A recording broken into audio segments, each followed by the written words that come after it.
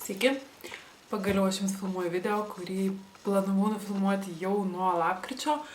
Ir kodėl būtent nuo lapkričio? Todėl, kad būtent tada tai ir įvyko, apie ką aš noriu pakalbėti. Ir kaip matote iš pavadinimo, aš noriu pakalbėti būtent apie stiliaus pokyčius. Ir istorija yra tokia, kad spalio mėnesį Versli mama portalas paskelbė konkursą, kur Versli mama galėjo laimėti būtent stiliaus pokyčius, man atrodo, 150 € vertės, apsipirkimas, konsultacija ir taip toliau su Aliona Bogdanova. Na, žodžiu, aš užpildžiau, laimėjau ir kaip visą tai vyko. Iš tikrųjų, aš prifilmavau daug kadrų ir jie yra pas mane kompiuteryje ir aš sumontuosiu ir pamatysiu daug dalykų. Ir aš tiesiog noriu pasakyti, kokie tai yra pliusai, kokie tai yra minusai.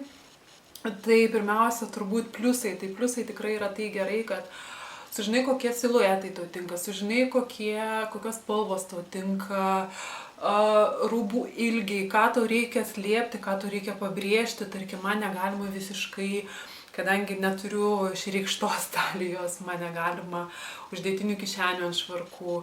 Tuomet švarkai turėtų būti ilgesni. Bolero, kuriuos aš labai mėgstu, man visiškai netinka, nes jie baigėsi būtent, sakykime, po krūtine ir kaip ir sutelkiamas dėmesys į mano taliją, kurios nėra. Na ir žodžiu, daug visokių niuansų, arba pavyzdžiui spalvos aš buvau šiaip ganėtinai gerai atsirinkusi. Tai tarkim, aš nemėgdavau oranžinės ir geltonas ir čia jokia paslaptis. Gamtoj man jos gražios rūbuose, makiaže, man tos spalvos visiškai nepatinka. Tai man jos realiai ir netinka. Ir tai įsitikinom, kad labai švelni geltona, tokia labai stipriai prislopinta, taip ji man tinka, bet normali geltona, normali oranžinė, sakykime, tai yra, atrodo kaip ligonis ir tai yra visiškai ne mano spalvos. Tai štai, tai sužinom būtent apie spalvas ir apie siluetus, kaip sakiau. Tai yra tikrai pliusai, tikrai vertinga patirtis ir jeigu jūs galvojat, svarstot eiti, neiti, tai aš tikrai rekomenduočiau eiti ir daryti. Bet iš to ir išplauks minusai, nedaryti tai taip, kaip aš dariau konkurso metu. Kodėl? Jūs nueisit, sakykime, pas stilistę, pakalbėsit, susitarsit, ten pakonsultuosit ir taip toliau.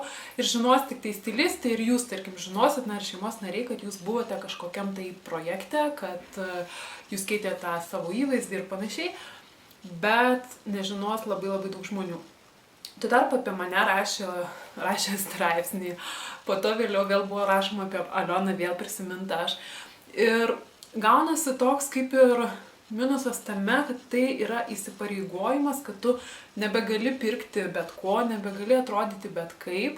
Taip, iš tikrųjų ir tikslas buvo neatrodyti bet kaip, bet tiesiog man dabar pastebėjau, kad išsivystė tokia baimė, aš randu fainą rūbą, kuris tikrai man labai patinka ir aš jau neperku, nes aš bijau, kad jis man netiks. Ir toks, nežinau, nemoku paaiškinti, tokia labai stipri baimė ir toks tarsi geriau aš eisiu su tais rūbais, kurie liko ten 5 rūbai, sakykime, nes išmetė labai daug, 5 rūbai, kurie liko spintoje ir kurie man 100% tinka, negu kad pirksiu naują ir jis galbūt netiks. Tai žodžiu yra labai sudėtinga, nes tarkim, aš nusipirkau keletą rūbų po to projekto ir jie man tikrai tiko ir pagal ilgį ir pagal visą ką, bet aš numečiau svorio ir man tie rūbai kabo ir juos reikia siaurinti. Ir gaunas, kad vėl aš likau vėl su keletu rūbų. Na, tikrai yra problema ir, sakykime, jeigu merginos ar moterys dažnai sako, kad pilna spinta ir nėra ką apsirengti, tai pas mane ta spinta gerokai buvo pramėtyta. Vienas dalykas, antras dalykas, iš to, kas liko, aš kai ką, sakykime, išaugau į kitą pusę, tiesiog man tie rūbai yra per dideli. Ir, žodžiu, reikia vėl ieškoti ir pirkti. Ir dabar, kadangi suknelės dar tokia problema, čia truputėlį nukrypimas į šoną, aš labai noriu suknelės, kuri būtų iki kelienių, kadangi nešioju 44 dydį. Kažkodėl tos suknelės visos yra aukščiau kelienių. Ir man būtent aukščiau kelienių netinka. Ir, sakykime, nežinau kodėl, bet yra toks labai keistas dalykas ir kiek ieškojau, niekur nerandu tokio būtent to, ko noriu, sakykime, paprastos, ten nelabai margos, nelabai iššaukiančios suknelės, kad galėčiau ją ir į ofisą eiti ir, sakykime, tuo pačiu ir tarsi pasipuošti, priderinus kažkokį aksesuarą įdomesnį. ir nieko tokio nerandu. Tai, žodžiu, yra problema, na, bet aš tikiuosi, kad aš rasiu, nes vis ieškau. Ir labai nukrypau į tolį, į pievas. Tai, žodžiu, esmė tokia, kad jeigu trumpai minusas yra tas, kad jeigu tu eini per kažkokį projektą, kuris yra viešas, tai visi žmonės stebi ir tu neturi teisės suklysti, nes tave žiūri per padidinamąjį stiklą, nes juk tu esi kaip ir privilegijuotas, tu gavai tą dovaną, tave konsultavo ir taip toliau. Tai visi labai žiūri į tave ir sakykime, tu turi jau būti visada ten 10 balų. Tai tas tokia įtampa šiek tiek yra. Ir kaip sakiau, pirkiniai, kad labai žiūri, ką perki ir toks tarsi ir norėtųsi, bet aš nežinau, ar man tinka. Kiekvieną kartą nerašysiu stilistai, ar čia taip ar anaip. Tai tas vienas dalykas. Antras dalykas, sakykime, reikia pasiryžti tam ir suprasti tai, kad kaip stilistė mato jūs ir kaip matot jūs patys save, gali skirtis labai.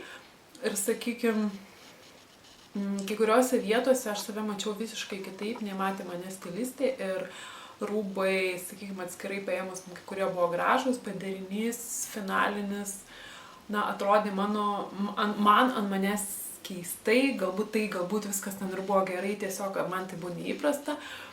Ir, tarkim, aš įdėsiu visus 3 įvaizdžius, kokie man buvo sukurti. Tai tarkim, suknelė, na, galiu tai pakomentuoti. Pirmas buvo kaip kostiumėlis, juodas sijonas, rausva palaidinė ir su oda švarkelis. Viskas man buvo ten kaip ir tas pats geriausias derinys. Tuomet antras buvo ne kelnės, tai buvo sijonas ir ten, žodžiu, palaidinė, skraistė, rankinė skrybėlė. Skrybėlė man labai patiko. Atskirai paėmus ir skrybėlė, ir rankinė, ir skraistė, ir sijonas, ir viskas buvo labai gražu. Bet viskas sudėjus į vieną vietą, man tiesiog aš ant savęs jaučiuosi, kad per daug ir taip apsirengus aš tikrai niekur neičiau ir, žodžiu, na, tiesiog tai buvo ne mano derinys visiškai bendroje sumoje, tačiau, tarkim, prie kelnių aš tą skraistę mielai užsidėčiau. Skrybėlę aš nusipirkau labai panašiai ir sėkmingai nešioju. Tuomet kas dar? Palaidinė ir sijonas man atrodė tobulai ir kažkur įdėsiu nuotraukas būtent kaip tai atrodė. Aš tikrai to buvau patenkinta, bet sakau, visas derinys bendroje sumoje, na, tiesiog matė stilistė, kad man tai tinka, bet aš pati nesijaučiau gerai su tuo deriniu. Na ir paskutinis derinys tai tas su skraistė buvo laisvalaikiui. Ir paskutinis derinys buvo kaip ir į teatrą. Tai suknelę aš pasirinkau pati ir jinai man buvo tikrai labai graži.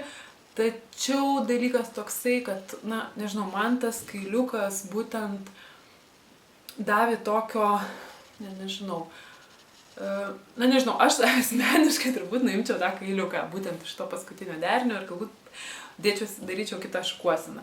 Ir tas derinys tada būtų ta suknelė, tiesiog man pati iš savęs yra įdomi ir na, nežinau. Bet vėlgi, stilistė mato tai kitaip ir visažistė mato tai kitaip ir tiesiog tame ir yra įdomumas, kaip tave mato specialistai.